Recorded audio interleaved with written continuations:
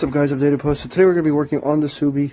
Now for the last 2-3 months I've been dealing with having a light on the dash, and that light is going to be the washer fluid reservoir. Now mine is full to the top, but unfortunately the light is still working. Now to test it out to see if it was a bad sensor or just overall a low fluid issue or something, first thing I did was top it off and noticed that the light didn't go away.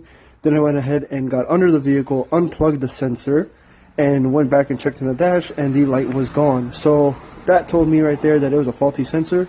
So when I went ahead and researched online, I noticed that there was no sensor replacements online at Subaru. The only thing you could do is replace the entire washer fluid reservoir, and I didn't want to do that, especially because it was like $105 to $115, maybe $125 to replace the whole thing. Plus you got to remove the bumper, the fender liner, and just go ahead and deal with all that. So I went ahead online and I found this reservoir.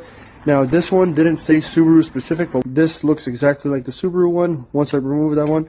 So today's project is going to involve going under the car, removing the other sensor, putting on this Amazon one, and seeing if it resolves my issue. So stay tuned.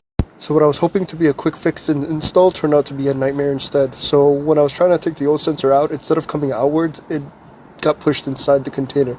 So now I could easily just put the new sensor on and top it off and plug it in, but then I would have the old sensor floating around inside. Now I don't know if I'm going to be cool with that, so I think I'm going to go ahead and remove the bumper and try to see if I can fish it out with the container uninstalled on the vehicle. But at the same time, this is just going to take the step a little further than I expected or anticipated. Alright, got the tub removed, so now I'm trying to get this container out. And now it was held by one bolt here, and I think one more right there. And I think this should let go of everything, and I can pull it out and try to feed the old sensor out. So let's see how it goes. Alright, got this reservoir out. There's a culprit right there. It's that little tube thing. So I'm going to try to fish it out and see if I can put this back on to finish this install. Alright, it is very challenging to feed this sensor out. I don't know how I thought I would have taken it out while I was on the car, but even outside of the car, flipping this tub around, it's kind of hard to get it into the opening. Alright, got it out. That was quicker than I expected, but I'm not complaining. So yeah, apparently this one failed due to, you see there's a little black piece in there.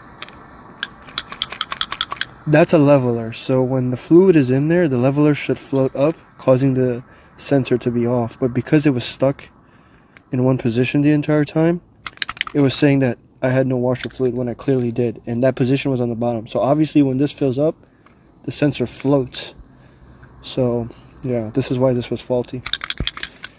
So yeah, the new one is somewhere there, so I'm going to compare the two to see what the difference is between this one and the aftermarket one, but they look pretty similar from what I'm looking at right now. So here's the new one, and that's the rubber grommet. So they're literally almost identical. So this aftermarket piece should work.